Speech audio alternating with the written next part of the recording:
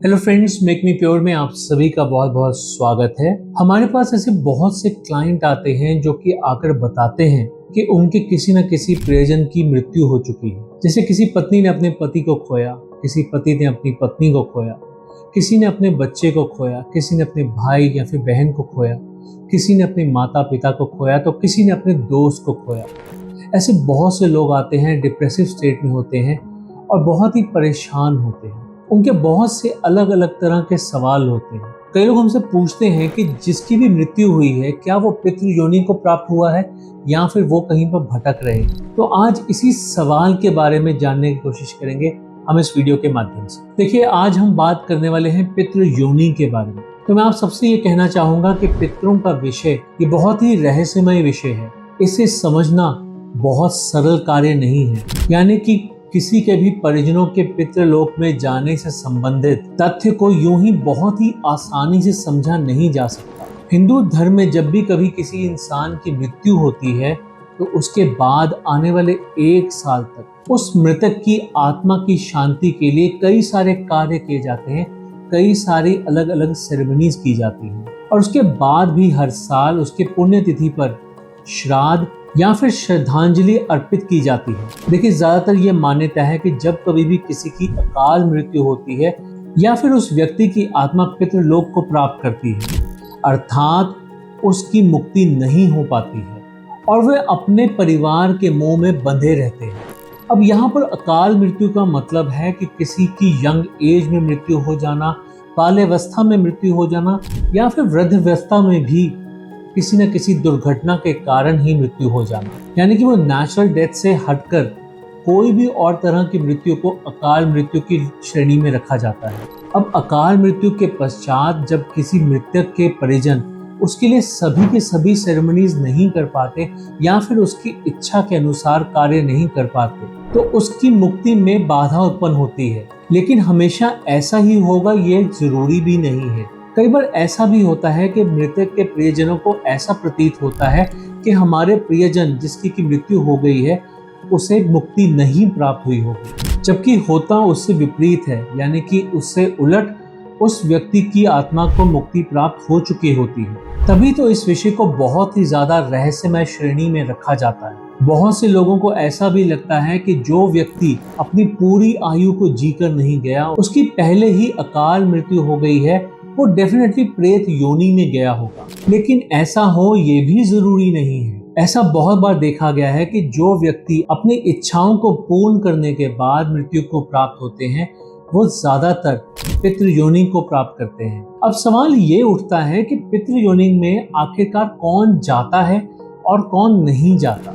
तो इसमें मैं आपको कहना चाहूंगा कि ज्यादातर वो व्यक्ति जो अपनी इच्छाओं को पूर्ण रूप से पूरा ना कर पाए और वो मृत्यु को प्राप्त हो जाएं, वही मुक्ति को प्राप्त नहीं कर पाते हैं। जैसे कि बहुत से लोग हैं जो अपनी किसी जिम्मेदारी को पूरा कर ही जाना चाहते हैं और जब वो उस जिम्मेदारी को पूरा नहीं कर पाते तभी वो मुक्ति को प्राप्त नहीं कर पाते। ऐसी बहुत सी कामनाएं हो सकती हैं, बहुत सी जिम्मेदारियां हो सकती हैं, बहुत सी इच्छाएं हो सकती हैं जो शायद मृतक व्यक्ति जाने से पहले पूर्ण रूप से नहीं कर पाया और इसी वजह से उसे मुक्ति नहीं प्राप्त हो पाई। ऐसी कामनाएं परिवार को लेकर हो सकती हैं, समाज को लेकर हो सकती हैं, धन को लेकर हो सकती हैं या फिर किसी जिम्मेदारी को लेकर हो सकती हैं। कुछ भी ऐसा हो सकता है। कई बार कोई व्यक्ति ऐसा सोचता है कि मेरी जो जिम्मेदारी है, मेरे बच्चों की जो शादी है, अगर वो हो जाए और उसके बाद मुझे मृत्यु प्राप्त हो तो मैं उसके लिए सेटिस्फाइड हूँ और उसके बाद उसे मुक्ति प्राप्त हो जाती है।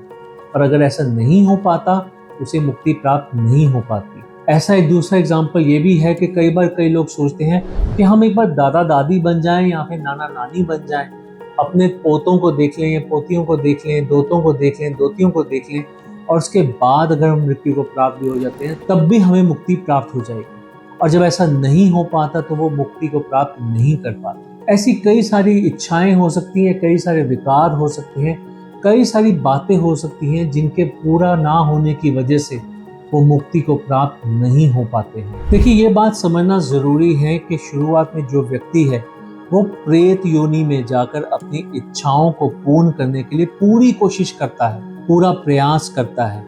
जब उसके प्रियजनों के द्वारा उसे श्रद्धांजलि दी जाती है जैसे कि उसकी लास्ट सेरेमनी पूरी की जाती है या कुछ भी दान पुण्य किया जाता है, जिससे कि उसकी संतुष्टि होती है और इस संतुष्टि से उसकी कामना पूर्ण होती है और उसे मुक्ति मिलती है, जिससे वो अगला जन्म ले पाता है, वो आगे बढ़ पाता है। कई बार ऐसी स्थिति भी उत्पन्न होती है कि कोई आत्मा अपनी कामनाओं की पूर्ति के लिए भटकती रहती है, परंतु उसके प्रियजनों और परिवारजनों के द्वारा ऐसे कोई भी कार्य नहीं किए जाते जिससे कि उसे मुक्ति प्राप्त हो सके, और इस वजह से वो आत्मा कष्ट वाली स्थिति में ही रहती है, जिससे कि वो आत्मा नाराज हो जाती है, श्राप देती है और उस व्यक्ति को पितृदोष तक लग जाता है। और ये पितृदोष जो है वो वंश दर वंश आगे बढ़ता ही चला जाता है, वो वंश नाशक बन जाता है, वो एक जगह पर थमता नहीं है और वो पूरे के पूरे वंश को समाप्त कर कर ही खत्म होता है। जब वंश ही नहीं रहेगा तो बाकी बचेगा क्या? तो ये पितृदोष इतना घातक हो सकता है कि ये पूरे के पूरे वंश को समाप्त कर देता है। धीरे धीरे वो उस वंश की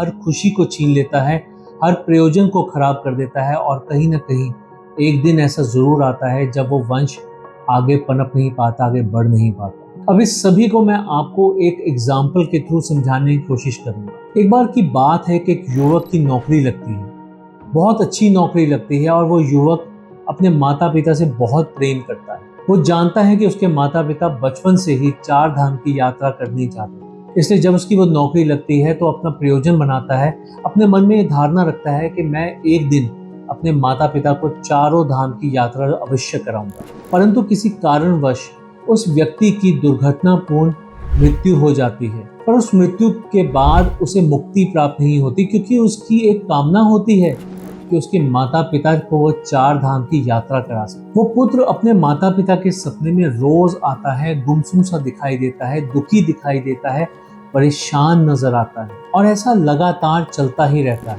तो वो माता पिता ये जानने के लिए कि उन्हें उनका पुत्र हमेशा उदास क्यों नजर आता है, सपनों में हमेशा ऐसे बार बार गमगीन या फिर दुखी नजर क्यों आता है, वो बहुत से पंडितों के पास जाते हैं, बहुत से समझदार व्यक्तियों के पास जाते हैं, और ऐसे में एक समझदार व्यक्ति उनसे उनके जीवन काल के बारे में पूछता है, उनसे उनकी सभी इच्छाओं के बारे में पूछता है, और उनसे उनके बेटे के बारे में बहुत कुछ जानने का प्रयास करता है। जब वो जान जाता है कि उनके बेटे ने कभी उन्हें वादा किया था कि वो उन्हें 4 धाम की यात्रा करवाएगा, तो वो उन माता पिता को समझाता है कि वो जाएं, 4 धाम की यात्रा करके आएं, और फिर देखें शायद इसमें कोई फर्क आ जाए। इस सब पे जब वो माता पिता उस समझदार व्यक्ति की बात मानकर 4 धाम की यात्रा पे जाते हैं और उस यात्रा को पूर्ण रूप से करने के बाद वापस अपने घर आते हैं, तो वो अपने पुत्र को सपने में बहुत ही सुखी देखते हैं, खुश देखते हैं, हंसता हुआ देखते हैं, और उसके बाद वो बेटा उनका कभी भी उनके सपने में नहीं आया। इसका मतलब ये है कि अब वो पुत्र मुक्ति को प्राप्त कर चुका था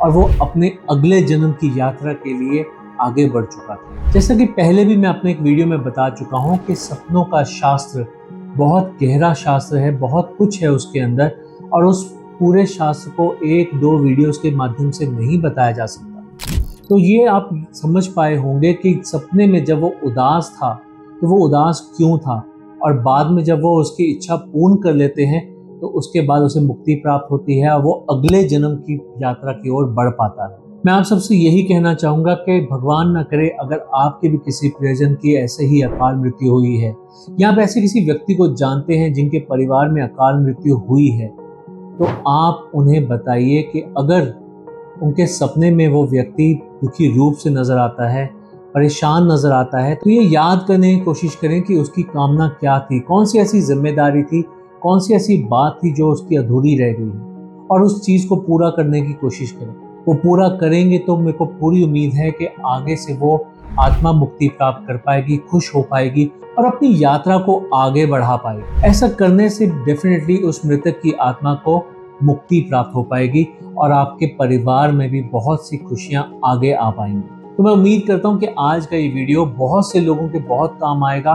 भगवान ना करे कि किसी के भी परिजनों की कभी भी कोई अकाल मृत्यु हो, पर यह बात समझना जरूरी है कि अगर जीवन है तो मृत्यु भी है, और अगर मृत्यु है तो उसकी एक श्रेणी अकाल मृत्यु भी है। और अगर ऐसा होता है तो फिर डेफिनेटली हमें ये जानना ज़रूरी है कि जो परिजन चला गया है उसकी मुक्ति के लिए हमें क्या करना चाहिए, ताकि हमें और हमारे परिवार को कभी भी कोई कष्ट ना हो और हमारा परिवार अच्छे से हंसी खुशी आगे बढ़ सके, पितृदोष से वंचित रह सके। अब आगे मैं आप सभी से यही कहना चाहूँगा कि अगर आपको आज का हमारा ये वीडियो पसंद आया हो तो कृपया कर इसे लाइक ज़रूर करें, ज़्यादा से ज़्यादा लोगों से शेयर ज़रूर करें। और अगर आप हमारे चैनल पर नए हैं या फिर आपने हमारे चैनल को अभी तक सब्सक्राइब नहीं किया है तो प्लीज़ इसे सब्सक्राइब करें, बेल आइकन को ज़रूर दबाएं और हमारे इंस्टाग्राम पेज को भी फॉलो करें। So thank you very much for going through this video. Stay happy, stay blessed, stay safe. Have a nice day. Take care. Goodbye.